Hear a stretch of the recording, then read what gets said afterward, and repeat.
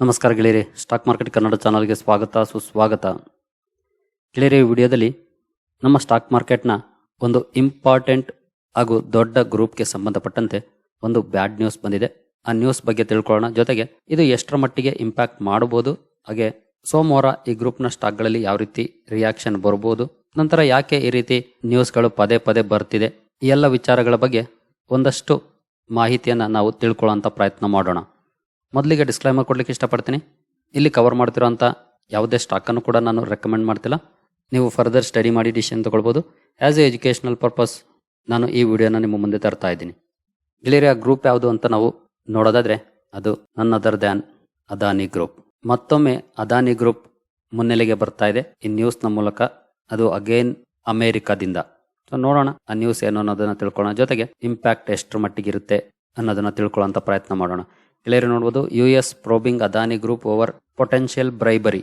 ಅಂದರೆ ಲಂಚದ ಆರೋಪ. ಇದು ಹಿಂದೆ ಕಂಪನಿ ಮೇಲೆ ಆರೋಪ ಬಂದಿತ್ತು, ಕಂಪನಿಯಲ್ಲಿ ಸಮಸ್ಯೆಗಳಿದೆ, ಮ್ಯಾನೇಜ್ಮೆಂಟ್ ಅಲ್ಲಿ ಸಮಸ್ಯೆಗಳಿದೆ, ಅಸೆಟ್ಸ್ ಅಲ್ಲಿ ಸಮಸ್ಯೆ ಇದೆ ಅಂತ. ಆದ್ರೆ ಈಗ ಇವರು ಎನ್ಕ್ವೈರಿ ಮಾಡ್ತಾ ಇರೋದು ಲಂಚಕ್ಕೆ ಸಂಬಂಧಪಟ್ಟಂತ ಕೇಸನ್ನ. ಅಂದ್ರೆ ಪ್ರಾಜೆಕ್ಟ್ ಗಳನ್ನ ಪಡ್ಕೊಳ್ಳೋದಕ್ಕೆ ಅಫಿಷಿಯಲ್ಸ್ಗೆ ಲಂಚ ಕೊಟ್ಟಿರ್ಬೋದು ಅನ್ನೋದ್ರ ಬಗ್ಗೆ. ಸೊ ನೀವು ಇಲ್ಲಿ ನೋಡ್ಬೋದು, investigators are digging into whether an Adani entity or people linked to the company were involved in paying officials in India for favourable treatment on an energy project according to people who decline to be identified. ಅಂದ್ರೆ ಅದಾನಿ ಗ್ರೂಪ್ನ ಯಾವುದೇ company ಆಗಿರ್ಬೋದು, ಅಥವಾ ಅದಾನಿಗೆ ಸಂಬಂಧಪಟ್ಟಂತ ವ್ಯಕ್ತಿಗಳಾಗಿರ್ಬೋದು, ಅಥವಾ ಅವರ ಕಂಪನಿಗಳಾಗಿರ್ಬೋದು, ಅವರ ಮುಖಾಂತರ ಅಫಿಷಿಯಲ್ಸ್ಗೆ ಲಂಚವನ್ನ ಕೊಟ್ಟಿದ್ದಾರೆ. ಏನಕ್ಕೆ ಅಂತಂದ್ರೆ ಎನರ್ಜಿ ಪ್ರಾಜೆಕ್ಟ್ ಗಳನ್ನ ಪಡ್ಕೊಳ್ಳೋದಕ್ಕೆ. ಇದ್ರ ಬಗ್ಗೆ ಇನ್ವೆಸ್ಟಿಗೇಷನ್ ಮಾಡ್ತಾ ಇರೋದು, ಇನ್ನು ಔಟ್ಕಮ್ ಬಂದಿಲ್ಲ. ಇದನ್ನ ಇನ್ವೆಸ್ಟಿಗೇಟ್ ಮಾಡ್ತಾ ಇದ್ದಾರೆ ಅನ್ನೋಂತ ಮಾಹಿತಿಯನ್ನ ಕೊಟ್ಟಿದ್ದಾರೆ. ಅದು ನೋಡ್ಬೋದು, ಹೂ ಡಿಕ್ಲೈನ್ ಟು ಬಿ ಐಡೆಂಟಿಫೈಡ್. ಅಂದ್ರೆ ಅವರ ನೇಮ್ ಅನ್ನ ಅಥವಾ ಅವರ ಐಡೆಂಟಿಫಿಕೇಶನ್ ಅನ್ನ ಕೊಡ್ಲಿಕ್ಕೆ ಇಷ್ಟಪಟ್ಟಿಲ್ಲ ಅಂತಹ ವ್ಯಕ್ತಿಯಿಂದ ಬಂದಿರುವಂತಹ ಮಾಹಿತಿ. ಸೊ ಇದು ನ್ಯೂಸ್ ಇವತ್ತೇ ಬಂದಿರುವಂತದ್ದು. ಸೊ ಇಲ್ಲಿ ನೋಡ್ಬೋದು, US prosecutors have widened their probe of India's Adani Group to focus on whether the company may have engaged in bribery as well as the conduct of the company's billionaire founder, according to people with direct knowledge of the matter. Again same points. ಇದರ ಜೊತೆ ನೋಡ್ಬೋದು, the probe which is also looking at Indian renewable energy company Azure Power Global Limited is being handled by the US Attorney's Office for the Eastern District of New York and Justice Department's Fraud Unit in Washington, said people familiar with the matter. So Azure power global Adani group, so ಎರಡರ ಮೇಲೂ ಕೂಡ investigations ನಡೀತಿದೆ ಅನ್ನೋಂತ ಮಾಹಿತಿಯನ್ನ ಹೆಸರು ಹೇಳಲಿಚ್ಛಿಸದ ವ್ಯಕ್ತಿಯಿಂದ ಬಂದಿರೋ ಅಂತ update ಇದು. ಇದ್ರ ಬಗ್ಗೆ ಅದಾನಿ ಗ್ರೂಪ್ ಇಂದ ಕೂಡ ಈಗಾಗಲೇ ಕ್ಲಾರಿಫಿಕೇಶನ್ ಬಂದಿದೆ. ನೋಡಬಹುದು, we are not aware of any investigation against our chairman Adani group said. ಅಂದ್ರೆ ನಮಗೆ ಯಾವುದೇ ರೀತಿಯ ಮಾಹಿತಿ ಇದ್ರ ಬಗ್ಗೆ ಇಲ್ಲ, ಇನ್ವೆಸ್ಟಿಗೇಷನ್ ಗೆ ಸಂಬಂಧಪಟ್ಟಂತೆ ನಮ್ಮ ಚೇರ್ಮನ್ ಮೇಲೆ ಆಗ್ಬೋದು ಅಥವಾ ಕಂಪನಿಯ ಮೇಲೂ ಕೂಡ ಅನ್ನುವಂತ ಮಾಹಿತಿಯನ್ನ ಈಗಾಗಲೇ ಅದಾನಿ ಗ್ರೂಪ್ ಹೇಳಿದೆ. ಜೊತೆಗೆ as a business group that operates with highest standards of governance, we are subject to and fully compliant with anti corruption and anti bribery laws in India and other countries. ನಮ್ಮ ದೇಶದ ಕಾನೂನುಗಳು ಹಾಗೂ ಅವರು operate ಮಾಡ್ತಿರುವಂತ ಬೇರೆ ದೇಶಗಳ ಕಾನೂನುಗಳಿಗೆ ತಕ್ಕಂತೆ ನಾವು ಬಿಸ್ನೆಸ್ ಅನ್ನ ಮಾಡ್ತಿದೀವಿ, ಆ ಗವರ್ನೆನ್ಸ್ ಸ್ಟ್ಯಾಂಡರ್ಡ್ಸ್ ಅನ್ನ ಫಾಲೋ ಮಾಡ್ತಿದೀವಿ ಅಂತ ಹೇಳಿದೆ. ಇದಕ್ಕೆ ಸಂಬಂಧಪಟ್ಟಂತೆ justice department Brooklyn and Washington ಅವರು ಯಾವುದೇ ರೀತಿಯ ಕಮೆಂಟ್ ಅನ್ನ ಕೊಟ್ಟಿಲ್ಲ. ನೋಡಬಹುದು, ಡಿಕ್ಲೈನ್ ಟು ಕಮೆಂಟ್. ಹಾಗೆ ಅಜೂರೆ ಕೂಡ ಇಲ್ಲಿವರೆಗೂ ಯಾವುದೇ ರೀತಿಯ ರೆಸ್ಪಾನ್ಸ್ ಅನ್ನ ಈ ನ್ಯೂಸ್ ಗೆ ಸಂಬಂಧಪಟ್ಟಂತೆ ಕೊಟ್ಟಿಲ್ಲ. ಜೊತೆಗೆ ಅದಾನಿ ಗ್ರೂಪ್ ಆಗ್ಬೋದು ಅಥವಾ ಅಜೂರೆ ಆಗ್ಬೋದು, haven't been charged. ಅಂದ್ರೆ ಇನ್ನೂ ಅದೇನು ಕನ್ಫರ್ಮ್ ಆಗಿಲ್ಲ ಈ ಆರೋಪ. ಇಲ್ಲಿ ನೋಡಬಹುದು, ಅಜೂರೆ haven't been charged with wrongdoing by the justice department and investigations don't always lead to prosecutions. So investigations ನಡೀತಾ ಇದೆ ಅಂದ ತಕ್ಷಣ ಅದು ಪ್ರೂವ್ ಆಗ್ಬಿಡುತ್ತೆ, ಇದು ನಿಜ ಆಗ್ಬಿಡುತ್ತೆ ಅಂತ ಏನಲ್ಲ, ಅದು ಸುಳ್ಳು ಕೂಡ ಆಗ್ಬೋದು. ಒಟ್ಟಿಗೆ ಇನ್ವೆಸ್ಟಿಗೇಷನ್ಸ್ ಅಂತೂ ನಡೀತಿದೆ ಅನ್ನುವಂತ ಮಾಹಿತಿಯನ್ನ ಗೊತ್ತಿರುವಂತಹ ವ್ಯಕ್ತಿಗಳ ಕಡೆಯಿಂದ ಪಡ್ಕೊಂಡಿರೋದು. ಇದು ಅಗೇನ್ ರಿಪೋರ್ಟ್ ಮೂಲಕ ಬಂದಿರುವಂತಹ ಸುದ್ದಿನೇ, ಅಫಿಷಿಯಲಿ ಜಸ್ಟಿಸ್ ಡಿಪಾರ್ಟ್ಮೆಂಟ್ ಆಗ್ಲಿ ಅಥವಾ ಕಂಪನಿಯ ಇಂದ ಆಗ್ಲಿ ಬಂದಿರೋದಲ್ಲ. ಅಗೇನ್ ರಿಪೋರ್ಟ್ಸ್ ಮೂಲಕ ಬಂದಿರುವಂತಹ ಸುದ್ದಿನೇ. ಇದು ಎಷ್ಟು ಮಟ್ಟಿಗೆ ನಿಜ ಆಗುತ್ತೆ ಅನ್ನೋದನ್ನ ನೋಡ್ಬೇಕಾಗಿದೆ. ಸೊ ಈಗ ಕೆಲವರಿಗೆ ಅನ್ಸ್ಬೋದು, ಅದಾನಿ ಗ್ರೂಪ್ ಇಲ್ಲಿ ಬಿಸ್ನೆಸ್ ಮಾಡ್ತಾ ಇದೆ, ಅಮೆರಿಕದಲ್ಲಿ ಯಾಕೆ ಎನ್ಕ್ವೈರಿ ಆಗ್ಬೇಕು ಅಂತ.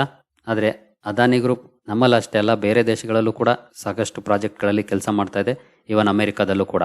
ಹಾಗಾಗಿ ಅವರ ಲಾಸ್ ಅಂಡರ್ ಕೂಡ ಬರುತ್ತೆ. ಅದನ್ನ ಅವರು ಆರೋಪಗಳು ಬಂದಾಗ ಎನ್ಕ್ವೈರಿ ಮಾಡಲೇಬೇಕಾಗುತ್ತೆ. ಸೊ ಇಲ್ಲೇ ಇದೆ ನೋಡಬಹುದು, the foreign corrupt practices act FCPA act makes it a crime for a company or person with US links such as a public listing American investor or a joint venture to pay or offer something of value to another governments officials for favourable treatment. So ಇಲ್ಲೇ ಇದೆ ನೋಡಬಹುದು, Adani group doesn't trade in the US but it does have American investors. ಅಲ್ಲಿ trade ಆಗದೆ ಇರಬಹುದು, ಆದ್ರೆ ಅಮೆರಿಕದ investors ಈ ಕಂಪನಿಯಲ್ಲಿ ಇನ್ವೆಸ್ಟ್ ಮಾಡಿದ್ದಾರೆ. ಸೊ ಹಾಗಾಗಿ ಇದ್ರ ಬಗ್ಗೆ ಅವರು ಎನ್ಕ್ವೈರಿ ಕೂಡ ಮಾಡ್ತಿದ್ದಾರೆ. ಸೊ ಹಾಗೆ ಈ FCPA ಕೇಸಸ್ ಏನಿದೆ ತುಂಬಾ ವರ್ಷಗಳನ್ನೇ ತಗೊಳ್ತಾ ಇದೆ, can take years. In case ಸಾಬೀತಾದ್ರೆ ದೊಡ್ಡ ಮಟ್ಟದ ಫೈನ್ ಕೂಡ ಹಾಕುವಂತ ಚಾನ್ಸಸ್ ಇರುತ್ತೆ ಇಲ್ಲಿ. ಸೊ ನಿಮ್ಗೆ ಈಗಾಗಲೇ ಗೊತ್ತಿದೆ 2023 ಜನವರಿಯಲ್ಲಿ ಏನಾಯ್ತು ಅಂತ.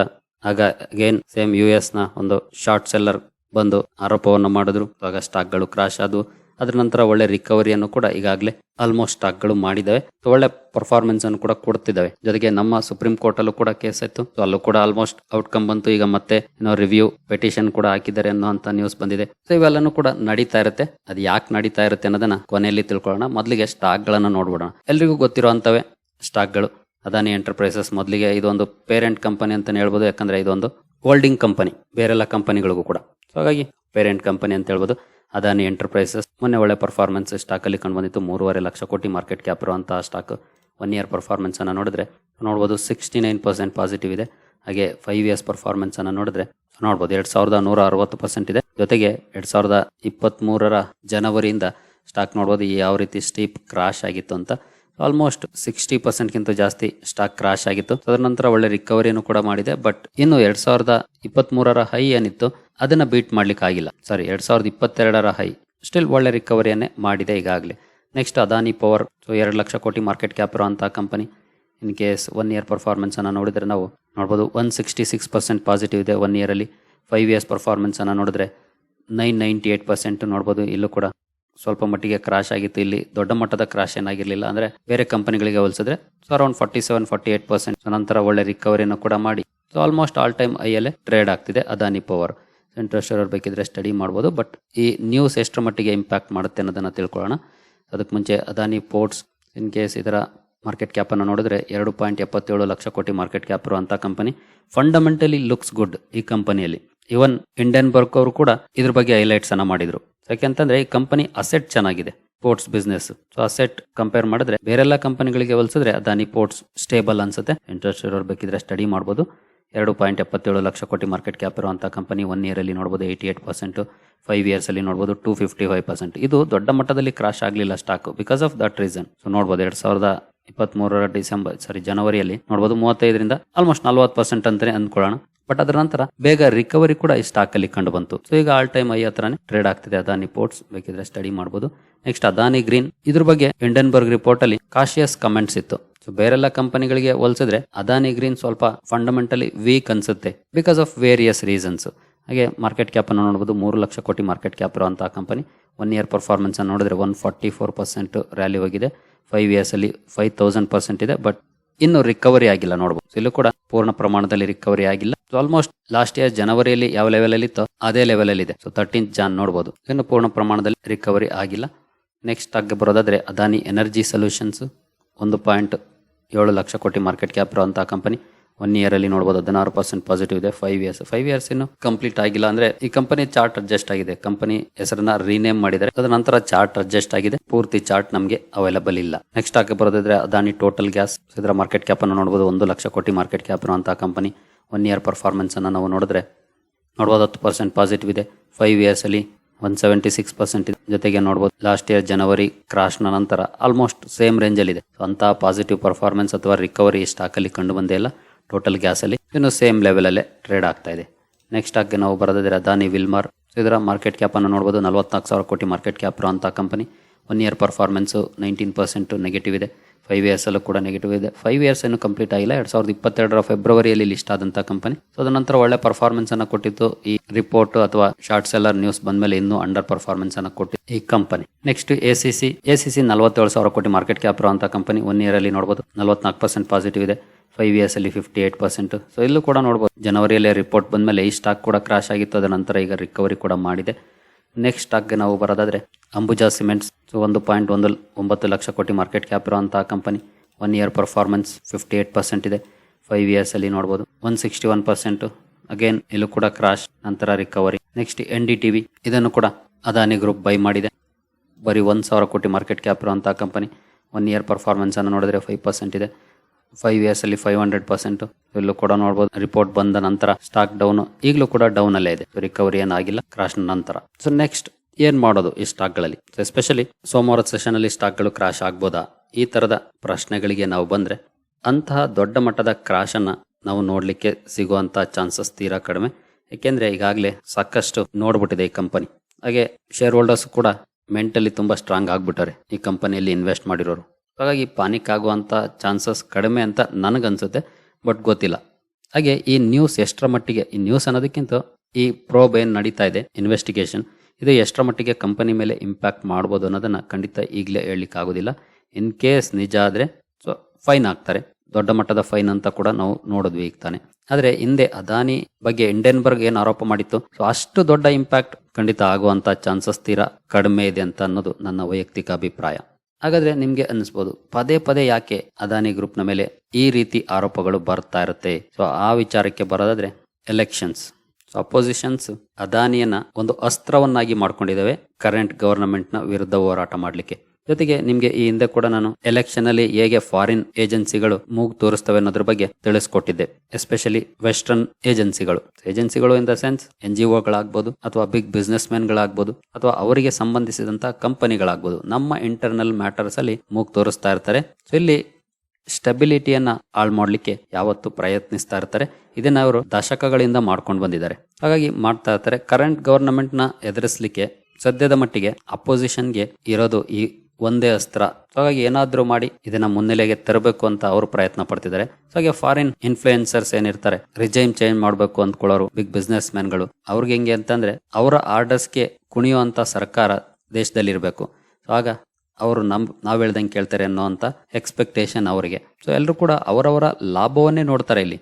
ಹಾಗಾಗಿ ಪದೇ ಪದೇ ಈ ರೀತಿಯ ಅಲಿಗೇಷನ್ಸ್ ಅದಾನಿ ಗ್ರೂಪ್ ನ ಮೇಲೆ ಬರ್ತಿದೆ. ಸೊ ಮೇ ಬಿ ಎಲೆಕ್ಷನ್ ಆಗೋವರೆಗೂ ಕೂಡ ಬರ್ತಾನೆ ಇರುತ್ತೆ, ಪ್ರತಿದಿನ ಒಂದಲ್ಲ ಒಂದು. ಎಲೆಕ್ಟೋರಲ್ ಬಾಂಡ್ಸ್ ಅಲ್ಲಿ ನೇಮ್ ಇರುತ್ತೇನೋ, ನಾವು ಬಳಸ್ಕೊಳ್ಬಹುದು ಅನ್ನೋ ಎಕ್ಸ್ಪೆಕ್ಟೇಷನ್ ಸಾಕಷ್ಟು ಜನ ಇಟ್ಕೊಂಡಿದ್ರು. ಬಟ್ ಅಲ್ಲಿ ಅನ್ಫಾರ್ಚುನೇಟ್ಲಿ ಇವ್ರ ನೇಮ್ ಇರ್ಲೇ ಇಲ್ಲ. ಈಗ ಇನ್ನೊಂದು ನ್ಯೂಸ್ ಅನ್ನ ತರ್ತಿದ್ದಾರೆ. ಸೊ ನೋಡೋಣ ಯಾವ ರೀತಿ ಔಟ್ಕಮ್ಗಳು ಬರುತ್ತೆ ಅಂತ. ಅದಾನಿ ಗ್ರೂಪ್ ಅಂತೂ ಇವಕ್ಕೆಲ್ಲ ರೆಡಿನೇ ಇದೆ. ಆಸ್ ಎ ಇನ್ವೆಸ್ಟರ್ಸ್ ನೀವು ಕೂಡ ರೆಡಿ ಆಗಬೇಕು. ನಾನಂತೂ ಅದಾನಿ ಗ್ರೂಪ್ ನ ಸ್ಟಾಕ್ ಗಳನ್ನ ಇವನ್ 2020 ಇಂದನೂ ಕೂಡ ಕವರ್ ಮಾಡಿದ್ದೀನಿ. ನಾನಂತೂ ಅವಾಯ್ಡ್ ಮಾಡ್ತೀನಿ ಅಂತಾನೆ ಹೇಳಿದೀನಿ, ಆಗ್ಲೂ ಕೂಡ ಈಗ್ಲೂ ಕೂಡ. ಹಾಗೆ ಹಿಂದೆ ಅದಾನಿ ಗ್ರೂಪ್ ನ ಸ್ಟಾಕ್ ಗಳ ಬಗ್ಗೆ ಡೀಟೇಲ್ಡ್ ವಿಡಿಯೋ ಕೂಡ ಮಾಡಿದ್ದೀನಿ. ಅದರಲ್ಲಿ ನೀವು ಯಾವ ಸ್ಟಾಕ್ ಗಳನ್ನ ಬೇಕಿದ್ರೆ ಸ್ಟಡಿ ಮಾಡಬಹುದು ಅನ್ನೋದ್ರ ಬಗ್ಗೆ ಕೂಡ ಒಂದಷ್ಟು ಮಾಹಿತಿಯನ್ನ ಕೊಟ್ಟಿದ್ದೀನಿ ಈಗಾಗಲೇ.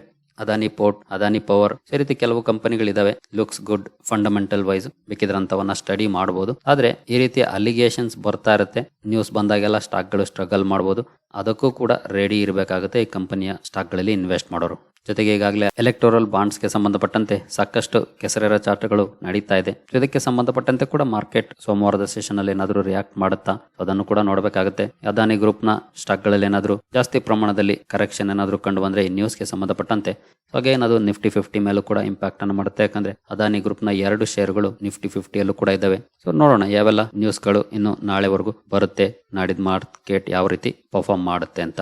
ಹಾಗೆ ನಾನಿಲ್ಲಿ ಯಾವುದೇ ಪೊಲಿಟಿಕಲ್ ಪಾರ್ಟಿಯನ್ನ ಸಪೋರ್ಟ್ ಮಾಡ್ಕೊಂಡು ಖಂಡಿತ ಮಾತಾಡಿಲ್ಲ. ಆಸ್ ಎ ಮಾರ್ಕೆಟ್ ಪಾರ್ಟಿಸಿಪೆಂಟ್ ಈ ನ್ಯೂಸ್ಗಳು ಎಲೆಕ್ಷನ್ ಯಾವ ರೀತಿ ಇಂಪ್ಯಾಕ್ಟ್ ಅನ್ನ ಮಾಡಬಹುದು, ಯಾರ ಮೇಲೆ ದೋಷಾರೋಪ ಮಾಡ್ತಾರೆ, ಅದ್ರ ಮೇಲೆ ಇಂಪ್ಯಾಕ್ಟ್ ಆಗ್ಬಹುದು, ಇದಷ್ಟೇ ನಮಗೆ ಬೇಕಾಗಿರೋದು. ಜೊತೆಗೆ ನಮ್ಗೆ ಆಸ್ ಎ ಮಾರ್ಕೆಟ್ ಪಾರ್ಟಿಸಿಪೆಂಟ್ ಅಥವಾ ಆಸ್ ಎ ಇನ್ವೆಸ್ಟರ್ ಬೇಕಾಗಿರೋದು ದೇಶದಲ್ಲಿ ಸ್ಟೇಬಲ್ ಗವರ್ನಮೆಂಟ್. ಅದು ಯಾವ್ದಾದ್ರೂ ಆಗ್ಲಿ, ಕಾಂಗ್ರೆಸ್ ಆಗ್ಲಿ, ಬಿಜೆಪಿ ಆಗ್ಲಿ, ಅಥವಾ ಇನ್ನೊಂದು ಯಾವುದೇ ಪಕ್ಷ ಆಗ್ಲಿ, ಸ್ಟೇಬಲ್ ಗವರ್ನಮೆಂಟ್ ಇರುವಂತ ಕಡೆ ಮಾರ್ಕೆಟ್ ಪರ್ಫಾರ್ಮೆನ್ಸ್ ಚೆನ್ನಾಗಿರುತ್ತೆ. ಯಾಕಂತಂದ್ರೆ ಯಾವುದೇ ನಿರ್ಧಾರಗಳನ್ನ ಬೇಗ ತಗೊಳ್ಳಿಕ್ಕೆ ಸಾಧ್ಯ ಆಗುತ್ತೆ. ಅದು ನೆಗೆಟಿವ್ ಆಗ್ಬೋದು, ಪಾಸಿಟಿವ್ ಆಗ್ಬೋದು ಲಾಂಗ್ ಟರ್ಮ್ ಅಲ್ಲಿ, ಬಟ್ ನಿರ್ಧಾರವನ್ನು ಮಾಡುವಂತ ಕೆಪಾಸಿಟಿ ಇರುತ್ತೆ ಸ್ಟೇಬಲ್ ಗವರ್ನಮೆಂಟ್ ಇದ್ರೆ. ಆ ಕಾರಣಕ್ಕಾಗಿ ನಾವು ಸ್ಟೇಬಲ್ ಗವರ್ನಮೆಂಟ್ ನ ಎಕ್ಸ್ಪೆಕ್ಟ್ ಮಾಡ್ತೀವಿ ಅಷ್ಟೇ as A investor point of view ನಲ್ಲಿ.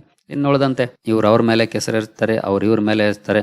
ನಮ್ಗಂತೂ ಆ ವಿಷಯದಲ್ಲಿ ಇಂಟ್ರೆಸ್ಟ್ ಇಲ್ವೂ ಇಲ್ಲ, ನಾವು ತಲೆ ಕೆಡಿಸ್ಕೊಳ್ಳೋದು ಇಲ್ಲ. ನಮ್ಗೆ ಯಾರಿದ್ರೆ ವಾಸಿ ಅನ್ಸುತ್ತೋ ಅಂತವ್ರಿಗೊಂದು ಓಟ್ ಹಾಕ್ತಿವಿ, ತೆಪ್ಪಾಗಿ ಬಂದು ನಮ್ ಕೆಲಸ ನಾವು ನೋಡ್ಕೊಳ್ತೀವಿ ಅಷ್ಟೇ. ಬಟ್ ಈ ಎಲ್ಲ ನ್ಯೂಸ್ಗಳು ಬರ್ತಿರೋದು ಆಬ್ವಿಯಸ್ಲಿ ಎಲೆಕ್ಷನ್ ನ ಕಾರಣಕ್ಕೆ. ಸರಿಗಳಿರಿ, ಸೋಮವಾರ ಅದಾನಿ ಗ್ರೂಪ್ ನ ಸ್ಟಾಕ್ ಗಳನ್ನ ನಿಮ್ಮ ರಡಾರ್ಲಿ ಇಟ್ಕೊಂಡಿರಿ. ಈ ನ್ಯೂಸ್ಗೆ ಸಂಬಂಧಪಟ್ಟಂತೆ ಯಾವ ರೀತಿ ರಿಯಾಕ್ಷನ್ ಸ್ಟಾಕ್ ಗಳಲ್ಲಿ ಇರುತ್ತೆ ಅಂತ. ಸರಿಗಳಿರಿ, ಈ ವಿಡಿಯೋ ನಿಮಗೆ ಇಷ್ಟ ಆಗಿದೆ ಅನ್ಕೊಳ್ತೀನಿ. ಮುಂದಿನ ವಿಡಿಯೋದಲ್ಲಿ ಸಿಗೋಣ. ಅಲ್ಲಿವರೆಗೂ ಜೈ ಹಿಂದ್, ಜೈ ಕರ್ನಾಟಕ.